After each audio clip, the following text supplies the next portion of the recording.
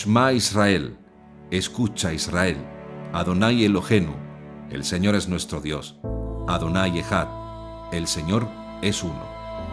Este es el mandamiento más grande de toda la Torá, como bien nos enseñó Yeshua. El segundo, amar a tu prójimo como a ti mismo. Y de estos dos cuelga toda la Torá. Ahora ve y apréndelo.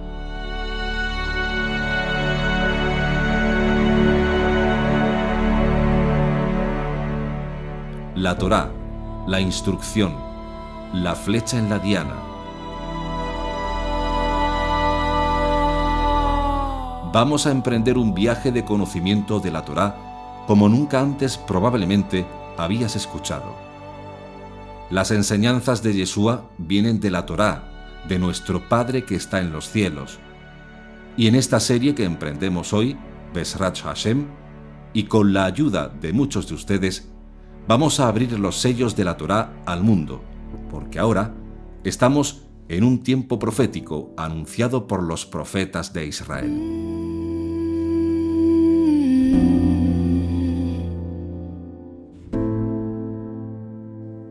Hoy, como nunca antes, ha llegado el tiempo de que los libros sean abiertos y que toda la revelación sea abierta a todo el mundo. Y eso es, precisamente, Bezrat Hashem, lo que vamos a hacer en esta serie documental que comienza Hayom, hoy.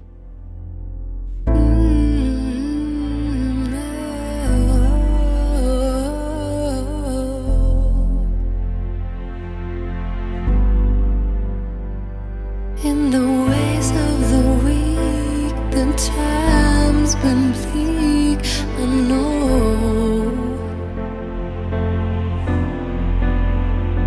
You're the fight, the cream, the strength in me, I know.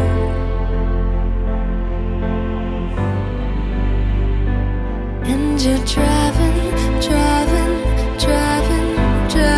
me crazy.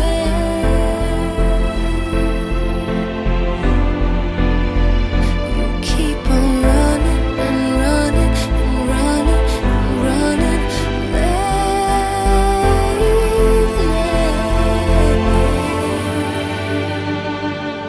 Slow down, you go too fast now.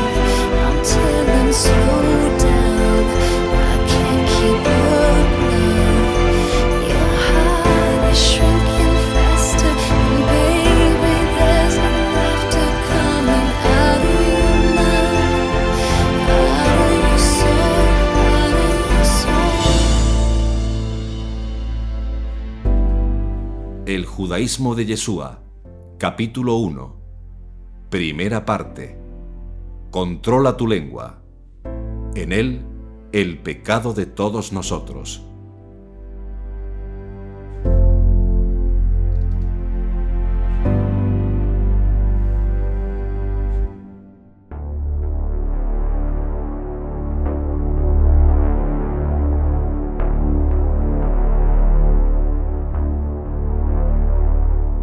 Emprendemos este nuevo viaje a través de las enseñanzas de Yeshua contenidas en la Torá, pues toda la enseñanza de Yeshua viene de ella, y él como nadie nos abrió la Torá y nos la abrirá de tal modo que no hay nada oculto que no haya de ser manifestado, ni escondido que no haya de salir a la luz.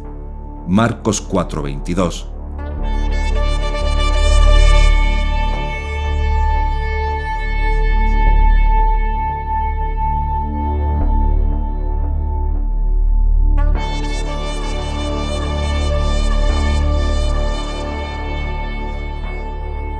El camino que hoy emprendemos será muy diferente a las series anteriores que desde una búsqueda histórica, científica y teológica judía del Segundo Templo hicimos para buscar la raíz, la fuente, el origen de las enseñanzas de Yeshua para ponerlas donde pertenecen, no al cristianismo, sino al judaísmo del Nazareno del primer siglo.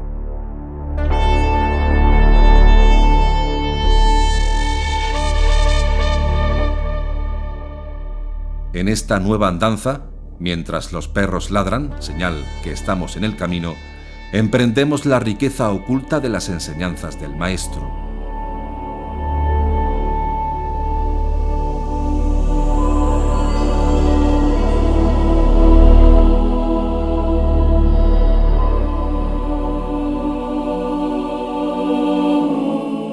Anteriormente hemos venido manteniendo un bajo perfil para mostrar la historia verdadera y buscar la verdad, sin importar dónde nos llevará, pero siendo concisos con la historia académica. Una vez recorrida una parte del camino, el que ahora continuamos será totalmente desde la perspectiva de la búsqueda de la verdad igualmente, pero mostrando nuestros sentimientos, nuestros anhelos y bajo un prisma diferente, el prisma de la emuná, no de cualquier fe, sino la emuná verdadera, la de Bené Israel, el Dios de Abraham, el Dios de Isaac, el Dios de Jacob, el Dios de Moshe, el Dios de Yeshua.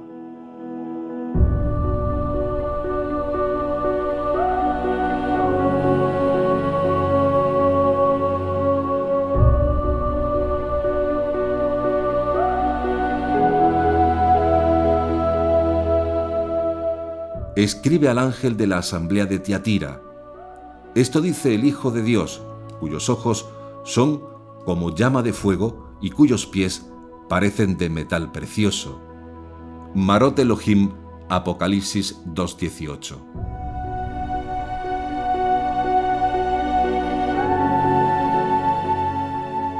Nahamú, Nahamú, Amí Yomar Elohekem.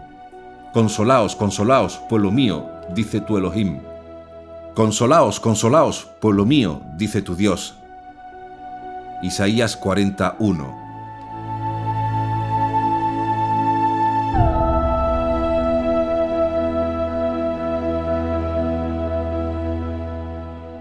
Baet Hanan el Yodhei Badhei Baet Hajim Lemor.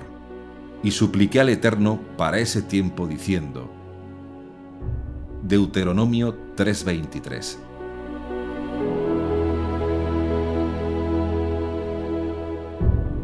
En estos tres textos existe una conexión. El Nuevo Testamento, retrotraducido, dice Omer, los profetas dicen Yomar y la Torá dice Lemor. Es decir, todo esto, Omer, Yomar y Lemor, tiene que ver con palabras, palabras escritas o palabras habladas. Escribe, habla, supliqué. Por tanto, las palabras tienen un tremendo valor en todo el Tanaj. En la parashá de la Torá, Bait Hanan y Rogué, todo gira alrededor de palabras, de las palabras que hablamos, las cosas que decimos y que tienen un tremendo poder en nuestras emociones y en nuestras acciones. Nuestro Santo Maestro, el Maestro de Justicia de Israel y del mundo, Su Majestad Yeshua HaMashiach, dijo: Os digo que toda palabra ociosa que hablen los hombres darán cuenta en el día del juicio, porque por tus palabras serás declarado justo, por tus palabras serás condenado. Mateo 12:36-37. Todo lo que tú hables, todo lo que tú digas, todo el dabar que salga de tu boca, se va a convertir en una realidad. Por tanto, mira lo que hablas. Mira lo que hablas, porque por lo que tú hablas serás justificado o serás condenado. Y dice más, dijo Yeshua: de toda palabra que hablen los hombres, de ella tendrán que dar cuenta en Rosh Hashanah, en el día del juicio.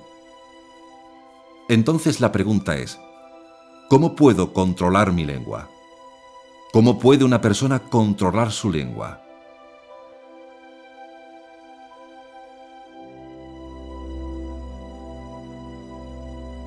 Los sabios hebreos antiguos afirmaron que la lengua es un miembro muy pequeño, pero que se jacta de grandes cosas y que es muy difícil de domar. Y es que cuando las palabras salen de nuestra boca, casi es imposible traerlas de vuelta a su origen. Entonces, ¿qué es lo que sucede aquí? Pensemos en esto. Hemos sido hechos a imagen y semejanza de Dios. ¿Y qué pasa cuando Dios habla? Dice la Escritura: las palabras que salen de mi boca no volverán a mí vacías sin que haya realizado lo que me plugo y haya cumplido aquello a que la envié. Isaías 55:11. Si hemos sido hechos a imagen y semejanza de Dios, lo que nosotros hablamos tampoco regresa vacío a nosotros, regresa con resultados destructivos o constructivos, pero regresa. Si maldices a alguien, es decir, si hablas mal de alguien, esa toxina eventualmente va a regresar a ti. Esa mala palabra vendrá a ti y te va a enfermar.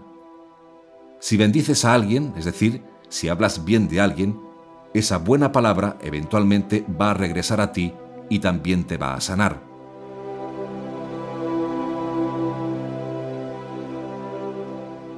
Cuando tú hablas mal de alguien, te vuelves ácido, y la acidez es el caldo principal donde a nivel celular se forman las células cancerígenas.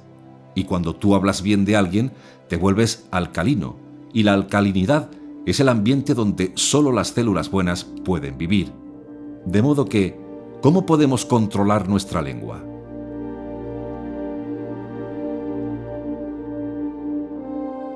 Bendice. Es decir, habla bien de los demás y no solamente habla bien de los demás, habla bien de ti mismo, habla bien de tus hijos, habla bien de tus amigos, y si hay algo que corregir, a solas lo haces. Bait Hanan, y rogué, y suplicó Moisés. ¿Qué suplicó Moisés? Le suplicó a Dios que le permitiera el honor de entrar y conocer la tierra prometida. Eso fue lo que le pidió a Dios. Tan importante era esa tierra para Moisés que le ruega a Dios: quiero visitar esa tierra, déjame cruzar el Jordán para tocarla con mis manos. Dios dijo: no vas a cruzar el Jordán, no vas a conocer la tierra, no vas a tocar la tierra, no vas a caminar por la tierra.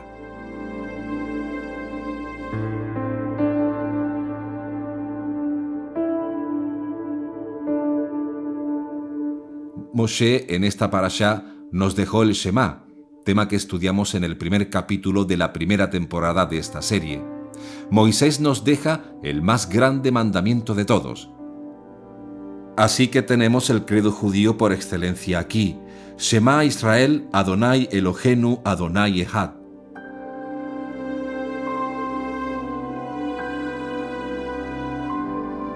Hoy en día, como ya estudiamos, cuando en las comunidades judías y en las comunidades de los justos de las naciones se dice el Shema, agregan una frase intermedia en voz baja: Baruch Shem Kevod, Malchuto Leolam Baed. Esa frase no está en el Shema original que nos entregó Moshe.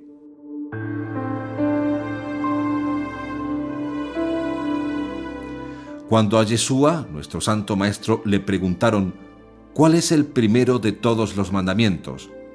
Yeshua le contestó: el primero es: escucha, Israel, el Señor, nuestro Dios, el Señor uno es, y amarás al Señor, tu Dios, con todo tu corazón, con toda tu alma, con toda tu mente y con todas tus fuerzas. El segundo es: amarás a tu prójimo como a ti mismo. No existe otro mandamiento mayor que estos. Le dijo el escriba: muy bien, maestro, tienes razón al decir que Él es único y que no hay otro fuera de Él. Marcos 12, 28, 32.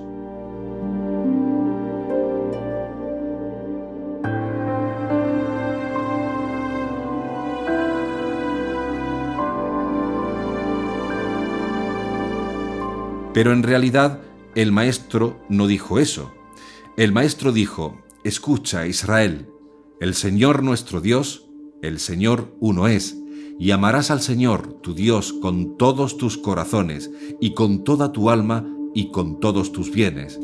Eso fue lo que dijo Yeshua. Observen lo que dijo: amarás al Eterno tu Dios con todos tus corazones.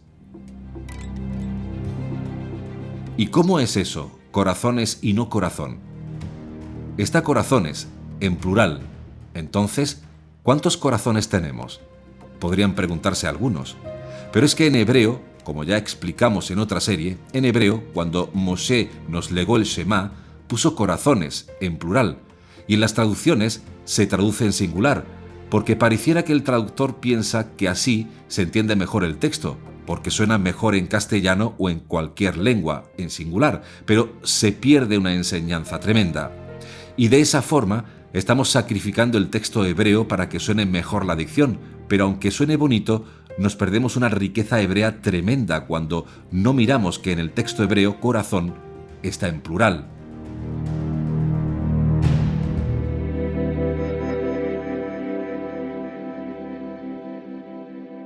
Entonces, ¿por qué es esto?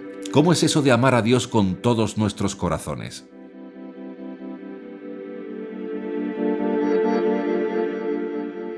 Hay varias razones, pero les vamos a dar una en particular. En hebreo el plural es más teológico que matemático. En hebreo el plural es más ético que aritmético. Cuando en la Torá se quiere describir algo como muy importante, como sumamente grande, se usa el plural. Es lo que se conoce como plural de majestad, no porque quiera indicar pluralidad numérica, sino pluralidad ética. Es decir, que el asunto es grande, que el asunto es de la mayor importancia.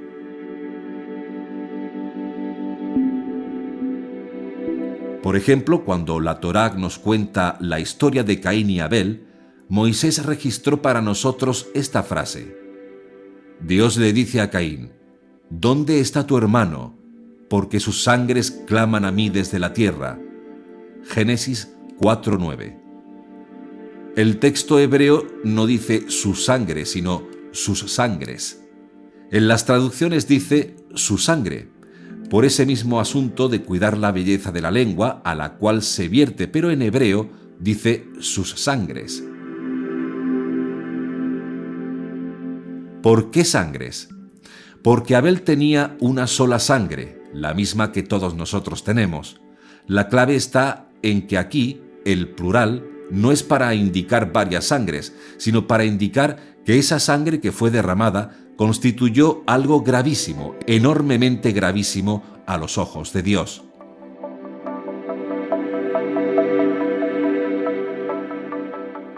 De la misma manera, por ejemplo, cuando la Torá dice que cuando Dios creó al hombre dijo, hagamos al hombre, ahí está el plural, y hagamos al hombre, eso no significa que había varios dioses allí, ni que hablaba al supuesto preexistente Jesús, nada que ver. Significa que era realmente algo muy grande lo que iba a crear, más grande que la tierra, más grande que el sol, más grande que los universos, más grande que toda la creación, pues Dios estaba a punto de crear a una persona con sentimientos, con conciencia, a su propia imagen y semejanza, lo más grande alguna vez creado.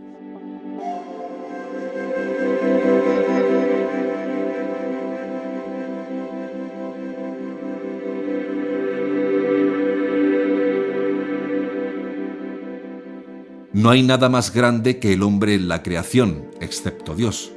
No hay nada más grande que el hombre. No hay nada que tenga más dignidad que el hombre en la creación. Ni ángeles, ni los arcángeles, ni los serafines, y ni hablar de animales y la vida orgánica. Lo más grande que existe es el hombre, y solamente el uno y único Dios está por encima del hombre. Dios estaba para crear algo inmensamente grande, y para destacar esto, la Torá usa el plural hagamos, no para indicar que había 3 personas, metiendo la Trinidad con un calzador, como algunos interpretaron después, no para dar la intención de que allí había 10 personas, sino destacando lo extraordinariamente inmenso que Dios iba a crear. Porque si usted sigue leyendo, después en el mismo texto hebreo está en singular. Es cierto, dice, hagamos al hombre, dejando los traductores el plural, pero si se sigue leyendo, dice, Vayibra, hizo al hombre, creó al hombre, en hebreo, en singular. No dice crearon, dice creó al hombre.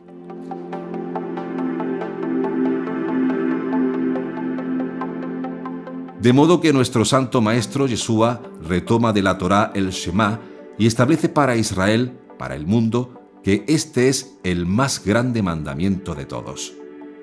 Escucha, Israel, El Señor nuestro Dios, el Señor uno es, y amarás al Señor tu Dios con todos tus corazones y con toda tu alma y con todos tus bienes. La pregunta es, si esto es así, ¿de dónde surge entonces la tradición litúrgica de poner después del Shema y antes de "y amarás al Señor tu Dios", poner Baruch Shem Kevod Malchuto Leolam Vaed? ¿De dónde surge eso?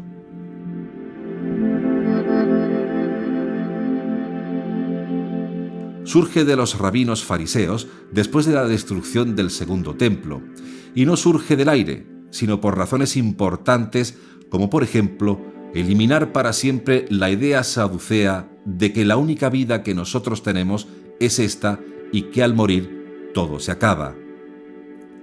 Por lo tanto, los rabinos que sobrevivieron a la destrucción del segundo templo querían dejar para siempre esa idea saducea fuera del escenario, y por eso, entre otras cosas, añadieron algo nuevo para la comunidad judía que ellos estaban liderando.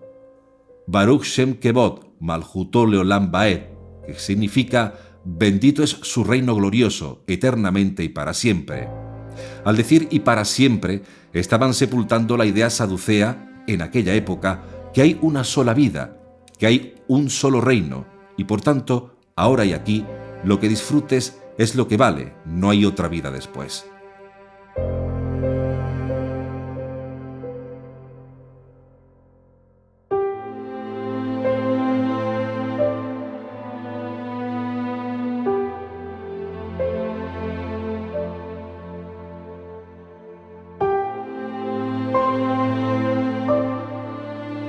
Un momento, dijeron los rabinos fariseos. No solo es esta vida, también hay un mundo por venir. Baruch Shem Kevod Malchuto Leolam Vaed. Y se quedó así, se hizo ley en Israel y es algo que pertenece ya a todo el pueblo judío realmente, pero hay que reconocer que fueron los rabinos fariseos los que introdujeron esa innovación. No obstante, la Shema ha sido considerado como la gran confesión de fe del judaísmo. La afirmación de que solo hay un Dios, oye Israel, el Señor, Adonai, Yod-Hei Vav-Hei, nuestro Elohim, no el de las otras naciones, nuestro Elohim, el Señor, uno solo es. Dios es uno, Hashem es uno, no dos, no tres, uno. No 10, sino uno. Ahora bien, en hebreo, Shema o Shema tiene solo 6 palabras. A partir de un tiempo, estas 6 palabras en hebreo se consideraron una declaración concisa de la creencia que se encuentra en el corazón de la religión judía, el monoteísmo.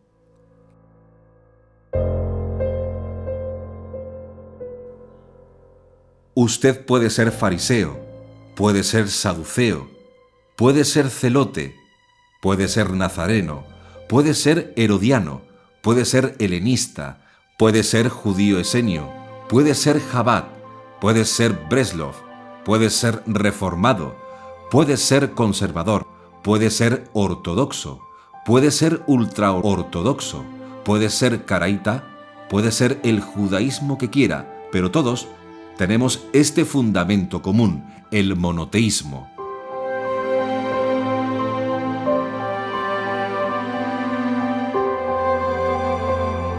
En el momento que cambia eso, ya no es judaísmo. Podrá ser cualquier cosa, pero no judaísmo. Esto es así. Sin embargo, un estudio académico del Shema revela que no siempre el tema fue entendido en forma de un credo monoteísta, y esto debemos conocerlo. Y siempre venimos enseñando, fundamentados en verdades académicas científicamente demostrables, y no en cosas sacadas del aire. Y es importante saber que el Shema no siempre fue entendido en forma de credo monoteísta. Para empezar, hay poca evidencia antes de la época de los rabinos, es decir, antes de la destrucción del segundo templo, de que la proclamación "El Señor nuestro Dios, el Señor uno es", fuese visto como un credo monoteísta no necesariamente. Vamos a dar 4 ejemplos de esto. Primero, la escuela de los jubileos. La escuela de los jubileos fue una academia, una secta judía, podríamos decir, que surge alrededor del siglo II antes de Yeshua. En esta academia no había conocimiento del Shema, en el sentido de un credo monoteísta, como nosotros lo tenemos hoy en día. La escuela de los jubileos se dedicaba al estudio profundo de la Torá y, como tal, refirió muchas leyes de la Torá en sus escritos, incluso el deber de amar a Dios, que se menciona justo después del Shema, como podemos ver en el libro de los jubileos capítulo 20, verso 7. Pero esta escuela, esta academia judía, nunca menciona ni alude al verso que le precede: Oye Israel, el Señor nuestro Dios, el Señor uno es, ni una sola vez en su obra de 50 capítulos. Entonces, si esto es tan importante como credo monoteísta, ¿cómo es que se les escapó a estos estudiosos judíos de la Academia de los Jubileos? En otras palabras, los judíos de la secta de los jubileos, 200 años antes de Yeshua, nunca aluden al Shema como una proclamación monoteísta de la fe judía. Este es un ejemplo. El segundo ejemplo es la famosa carta de Aristeas, que es una carta, un documento judío antiguo muy importante, una obra helenista judía del siglo II antes de Yeshua, donde informa que Dios ordenó que al acostarse y al levantarse, los hombres puedan meditar en las ordenanzas de Dios, en los mandamientos de Dios. No dice absolutamente nada de la singularidad monoteísta del Shema. El tercer ejemplo son los esenios de Qumran, el famoso documento conocido como las reglas de la comunidad, descubierta en los rollos del Mar Muerto, afirma lo siguiente: con la entrada del día y de la noche entraré en el pacto de Dios, y con la salida de la tarde y de la mañana hablaré sus leyes. Antes de mover mis manos y mis pies, bendeciré su nombre, lo alabaré antes de salir o entrar, al sentarme o al levantarme, y mientras me acuesto en mi cama, lo ensalzaré, lo bendeciré como una ofrenda que sale de mis labios en compañía de los hombres. Es decir, aquí está Shema, pero nada que ver como una declaración del monoteísmo judío de esa época. No tiene absolutamente nada que ver. Tiene que ver con las leyes, tiene que ver como ofrenda a Dios, tiene que ver con gratitud a Dios, pero no se presenta como un credo monoteísta. El cuarto ejemplo, nuestro santo maestro Yeshua HaMashiach.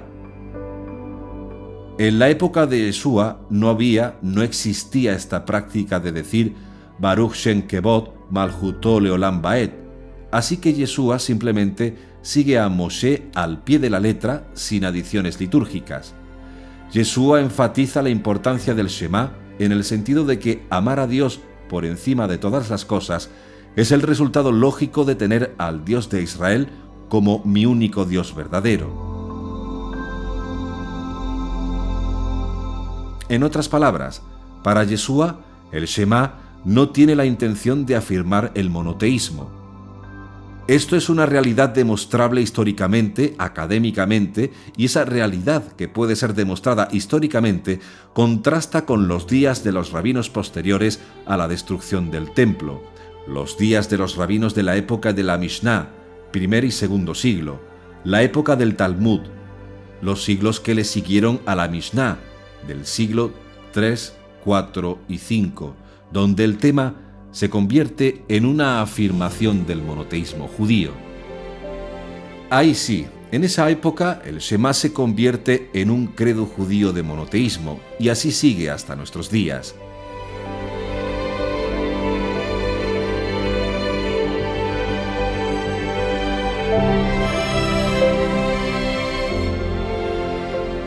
Entonces, ¿por qué los rabinos innovaron el Shema y le añadieron esta famosa Baruch Shem Kevod Malchuto Leolam Baed?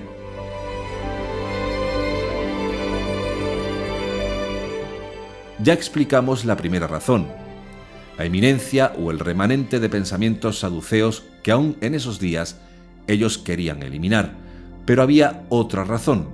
Las circunstancias cambiaron después de la destrucción del Segundo Templo y, sobre todo, después de establecerse el neocristianismo como la religión oficial del Imperio Romano, que eso es el entorno de lo que está detrás de la Mishnah y el Talmud, sobre todo la Mishnah.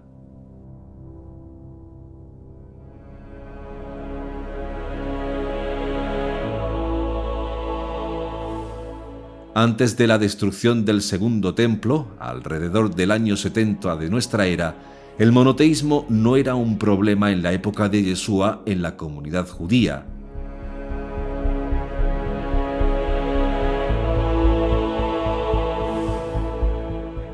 Todos los judíos eran monoteístas en Israel en la época de Yeshua. En la época de Yeshua, el gran tema no era el monoteísmo, porque todo el mundo en Israel era monoteísta en la época de Yeshua. El gran tema era cómo encontrar la mejor manera de amar a Dios.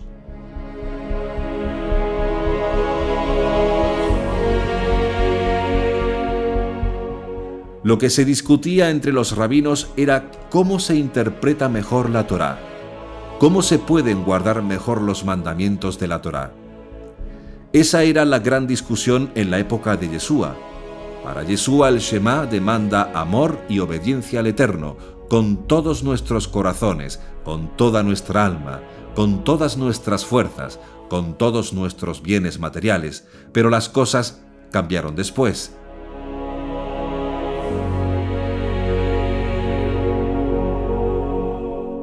El pueblo judío se vio de pronto obligado a vivir en el destierro, en la diáspora, desparramado por todo el imperio politeísta romano.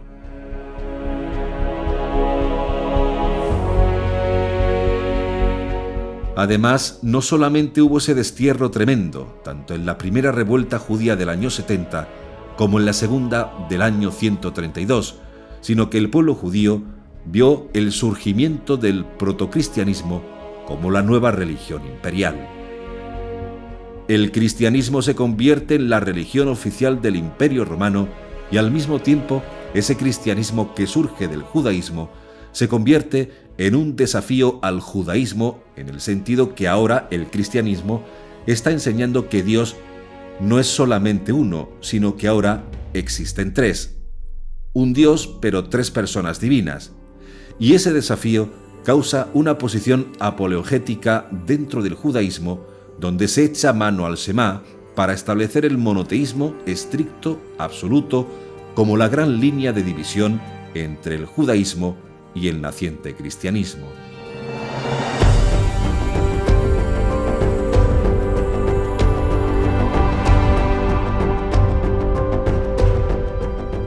Y desde entonces esa línea está bien marcada. En el momento que te pasas de un lado de esa línea, estás o en el judaísmo o en el cristianismo.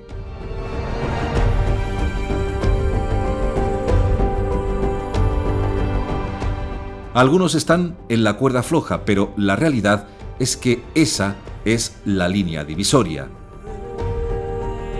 De un lado está el judaísmo y del otro está el cristianismo.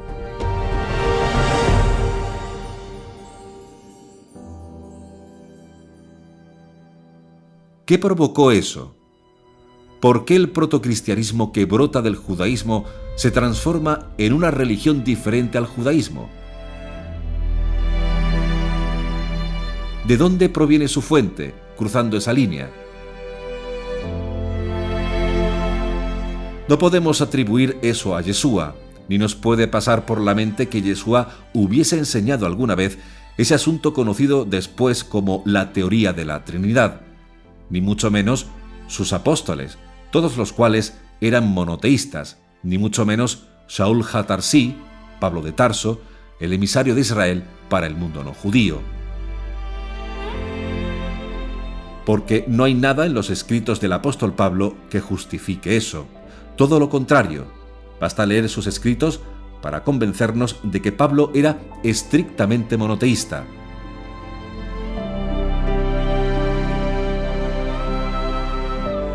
Aunque ya hemos estudiado esto, por razón del argumento, vamos a mostrar una de sus cartas, no disputadas, dirigida a la comunidad no judía que él mismo había formado, plantado en Corinto, que era una ciudad pagana del Imperio Romano y pagano de su época.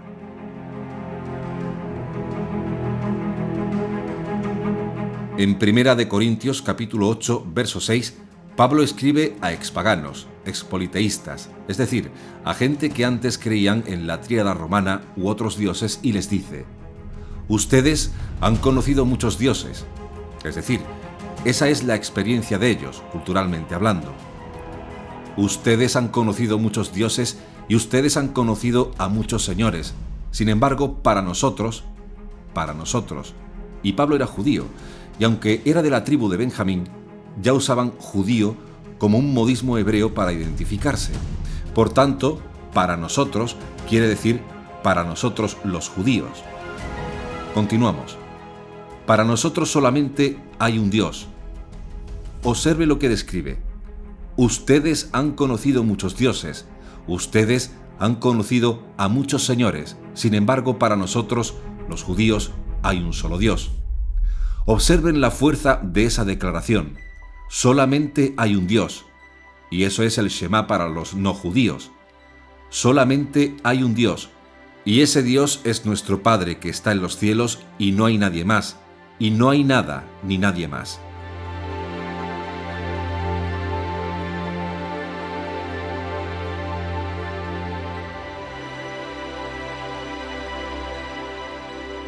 Por tanto, convertirse al judaísmo para no judíos, que lo predicaba y enseñaba Pablo de Tarso, el mensaje que proclamaba el apóstol Pablo, convertirse al judaísmo para los no judíos, significaba renunciar a todos esos dioses, renunciar a todos esos señores que ellos habían conocido y hacer del Dios de Israel, de ahora en adelante, su uno y único Dios.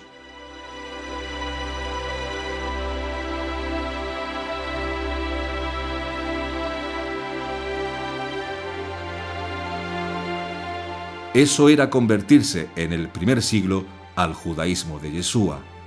De modo que no hay evidencia textual alguna, ni una sola, que pueda atribuirse como surgimiento de esta teoría expuesta después por el protocristianismo, ni a Yeshua, ni a sus apóstoles originarios, ni a Pablo de Tarso.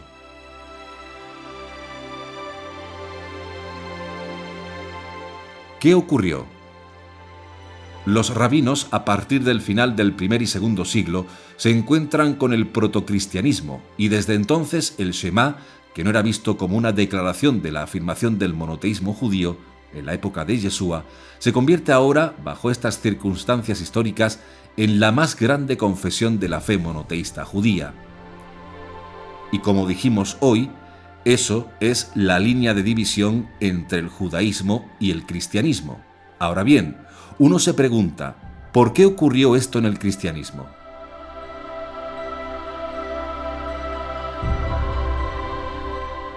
Esto no surge en el cristianismo porque eran malos. Esto no surge en el cristianismo porque los cristianos querían llevarle la contraria a los judíos. Esto no ocurre en el cristianismo porque le querían hacer pasar una mala jugada a los judíos, etc. Nada de eso está en el escenario real e histórico. Eso fue el proceso natural de un momento cultural que tenemos que entenderlo académicamente, como ya estudiamos en la serie La historia detrás del Mesías.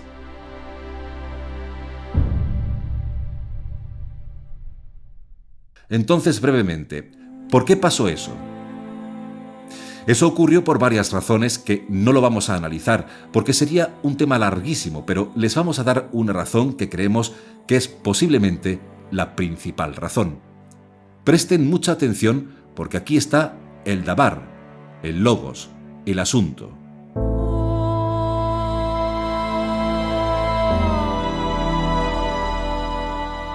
¿Cómo funciona la justicia divina? Presten mucha atención porque este tema es medular. Es un asunto de principios que no se pueden cambiar sin hacer daño a todo el sistema. Es un principio de nuestra fe judía nazarena. Si quitamos esto que vamos a decir ahora, o lo suplantamos por otra cosa, o lo ignoramos, nos metemos en serios problemas teológicos porque esto es el dabar, el asunto. Entonces, decíamos, ¿cómo funciona la justicia de Dios?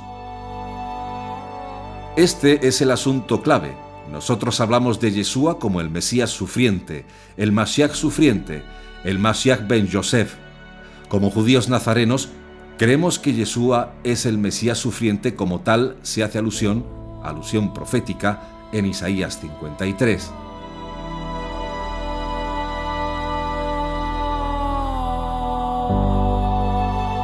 Hablamos de Yeshua como el Goel, el Redentor que ha sido enviado a Sión para resolver el grave problema de los pecados intencionales que no tienen perdón en la ley de Moisés y que ha sido provisto por Hashem para satisfacer las demandas de la justicia divina, de aquellos que se arrepienten de esos pecados intencionales, como aparece en el profeta Isaías, capítulo 59. Él es ese Goel.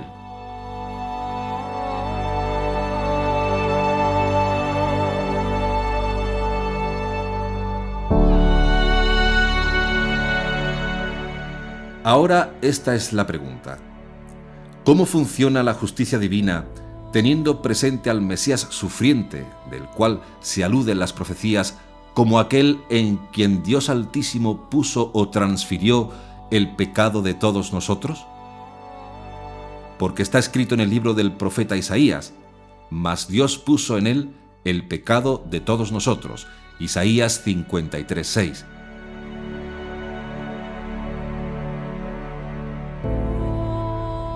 ¿Cómo funciona la justicia divina?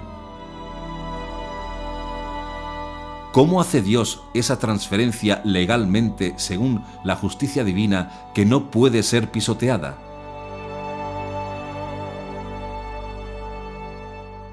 ¿Cómo Dios puede transferir al Mesías sufriente, al Mashiach ben Yosef, la responsabilidad de nuestras transgresiones de muerte?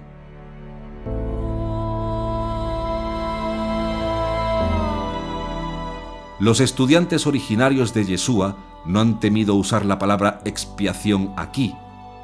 No han tenido temor de usar la palabra redención. ¿Por qué?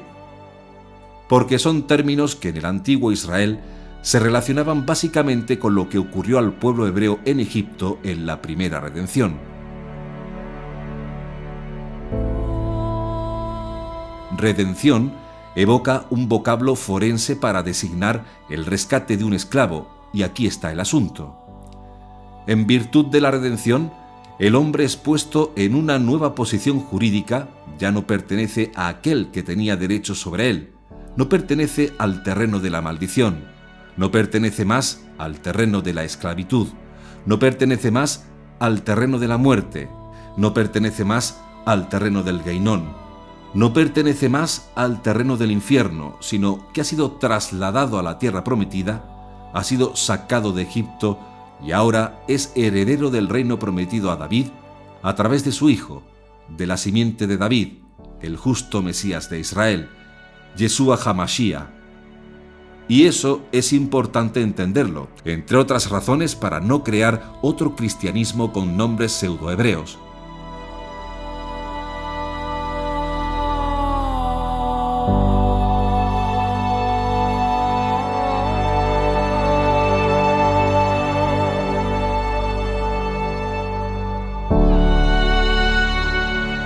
Judaísmo, sí, con Yeshua. Judaísmo de Yeshua, no cualquier judaísmo. Entonces, ¿qué significa que Dios puso en el Mesías sufriente la responsabilidad de nuestros pecados?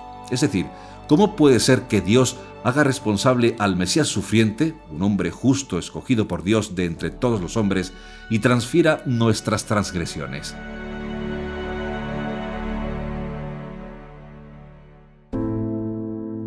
Significa esto que legalmente no les son ya reconocidos su estado, su constitución, su estatus jurídico. Ya Dios no te considera un pecador. Dios te ha cambiado de posición, te ha cambiado de estado, de estatus jurídico, y ahora te considera perfectamente justo si le crees y cumples sus mandamientos. Pero esto crea un problema ético, y esto crea un problema legal sumamente serio y que hay que resolver. Porque nos preguntamos, ¿cómo puede funcionar, operar, actuar esta justicia sin pisotearse a sí misma? Porque nosotros, los hombres, estamos acostumbrados a hacer arreglos con la justicia para lograr ciertos intereses políticos o ciertos intereses sociales pisoteando la justicia. Porque si a una persona que por el delito que cometió le corresponden según la ley 20 años, pero si tú colaboras con el fiscal y delatas a todos los que estaban contigo en ese delito, el fiscal te reduce a 5 años la condena. Entonces, lógico, la persona dice, hecho, para adelante, me llevo a todo el mundo por delante, me quito 15 años de encima y a los 5 años salgo. Y eso pasa entre nosotros, pasa todos los días en todos los juzgados del mundo, pero eso es pisoteando la justicia. En el caso de la justicia divina, no puede ser pisoteada.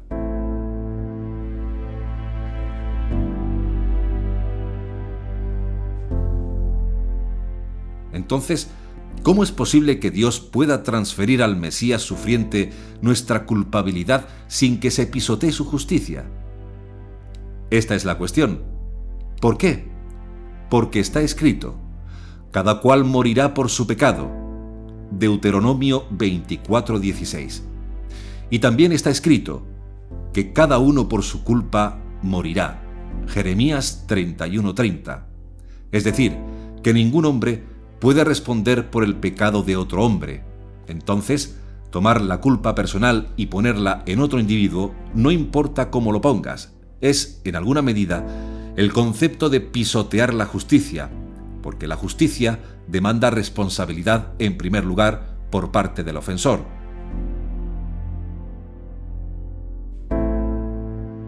¿Cómo se resuelve eso? Vamos a poner esto en términos de justicia. El pecado es, desde el punto de vista de la teología judía, una transgresión contra algún precepto divino. El pecado está en aquel que sabe hacer el bien y no lo hace. Pecar significa violar la ley de Dios, lo sepas o no. La ignorancia no es excusa. Por tanto, toda forma de pecado es básicamente una ofensa a Dios, es un quebrantamiento de alguna ley divina. Entonces, si el pecado es una falta en la manera de rendir cuentas a Dios de lo que se le debe, el fallar en dar a Dios lo que es debido, es decir, cuando tú pecas, tú estás tomando de Él lo que es legítimamente suyo y lo estás pisoteando, lo estás deshonrando y por lo tanto, una restauración es necesaria. Dios mismo fue quien nos enseñó, a través de la Torá, que quien daña a su prójimo le debe reshalem, restitución, por eso que causó daño a su prójimo. Por ejemplo, en Shemot, en Éxodo capítulo 22, está escrito, y citamos, «Cuando alguno hurtare buey u oveja y lo degollare o vendiere por aquel buey, pagará 5 bueyes. Tienes que pagar, te apropiaste de algo que no es tuyo. El ladrón hará completa restitución, si no tuviera con qué, será vendido por su hurto. Se vuelve esclavo, tiene que pagar trabajando. Si fuera hallado con el hurto en la mano, vivo, sea buey o asno u oveja, pagará el doble. Si alguno hiciere pastar en campo viña y metiere su bestia en campo de otro, de lo mejor de su campo y de lo mejor de su viña, le pagará. Cuando se prendiere fuego y al quemar espinos quemare mieses amontonadas o en pie o campo, el que encendió el fuego pagará lo que quemó. Pero si alguno ha tomado bestia prestada de su prójimo y fuere estropeada o muerta, pagará. Está claro que fue Dios mismo quien nos enseñó que cuando dañamos a alguien o alguna cosa de alguien, tiene que haber de alguna manera una restitución por el daño causado y dependiendo del daño será la restitución que deba hacerse. Ahora bien, el pecado es un grave daño. ¿A quién? A Dios. Cuando tú pecas, tú ofendes el honor de Dios. Cuando tú pecas, tú ofendes la justicia de Dios. Cuando nosotros pecamos, ofendemos la santidad de Dios. Y como pecadores, debemos restaurar lo que le debemos.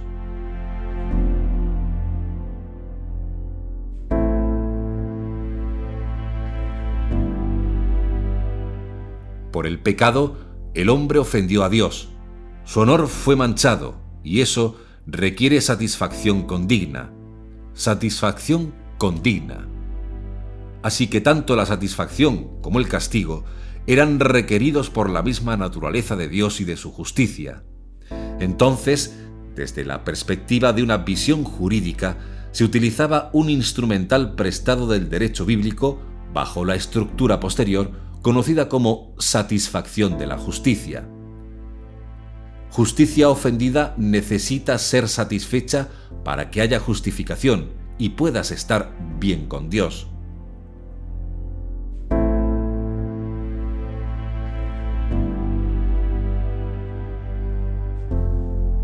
Las plagas que cayeron sobre Egipto y la muerte posterior de sus primogénitos y de finalmente todo el ejército del faraón en las aguas del mar fue una satisfacción de la justicia divina ofendida por aquellos 210 años de esclavitud.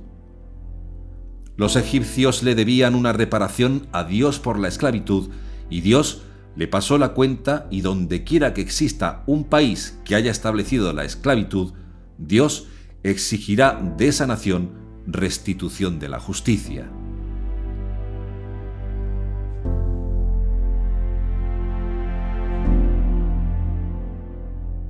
Las consecuencias de la esclavitud son horribles para una nación, y si las naciones supieran lo terrible que es la esclavitud a los ojos de Dios, nunca habría causado la existencia de esclavos en el mundo. Los egipcios debían una reparación a Dios por la esclavitud, y Dios pasó la cuenta. Ahora escuchen bien esto, porque esto es un asunto fundamental. Contrario al protocristianismo primero y al cristianismo surgido de Nicea que surge después y que ha enseñado que la muerte del Mesías protegía a Dios, en el judaísmo nazareno enseñaron originalmente y enseñamos que en la muerte del Mesías no estamos protegiendo a Dios. En la muerte del Mesías es Dios mismo quien paga.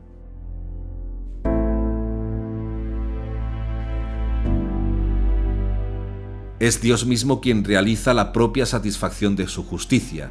Dios mismo. No es el Mesías quien paga, y repetimos, no es el Mesías quien paga. Es Dios mismo el que paga el precio de nuestra redención. No es un hombre pagando el precio por todos los hombres. Es Dios mismo pagando el precio. Enorme diferencia. Y no se puede perder aquí, en este punto, porque si usted se pierde, se enreda como ratón en una madeja de hilo.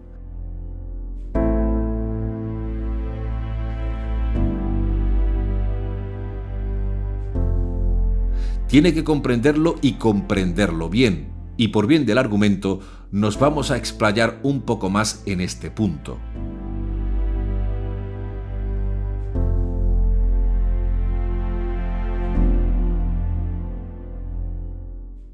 La satisfacción de la justicia de Dios requiere que se le brinde a Dios lo que se le debe con esa actitud matemática. La humanidad es quien necesita darle a Dios esa satisfacción porque ha sido la humanidad la que ha pecado contra Dios.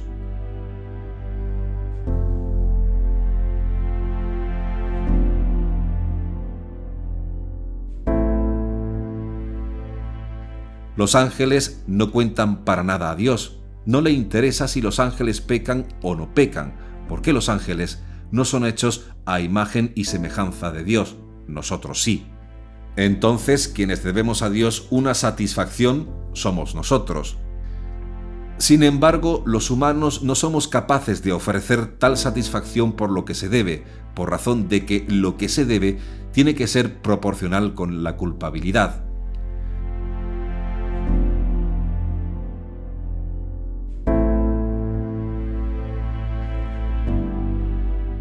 Solamente Dios puede dar esa satisfacción necesaria, de modo que la recompensa tiene que ser proporcional a la dignidad de la parte ofendida. En este caso, nada menos que quien fue el ofendido es Dios. Consecuentemente, las personas finitas, mortales, no pueden hacer una compensación infinita por la ofensa cometida contra la justicia infinita de Dios.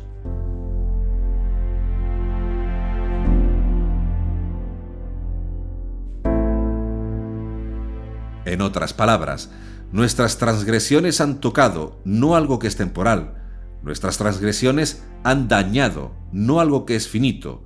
Nuestras transgresiones han tocado y han dañado y han deshonrado algo que es infinito, la justicia de Dios.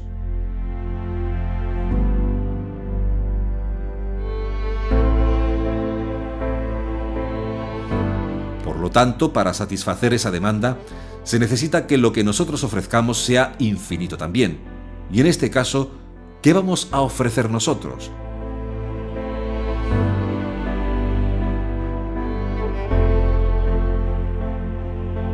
¿Qué tenemos nosotros de infinitud para satisfacer la justicia divina si nosotros no somos infinitos, somos mortales?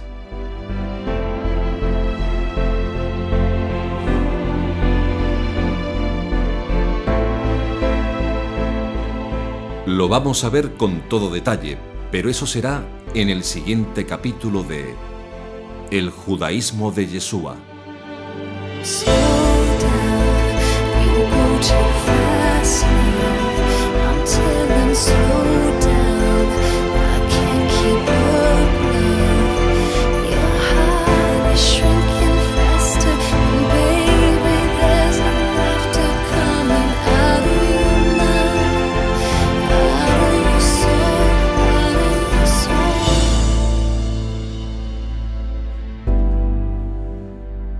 I'm wasted, keep running,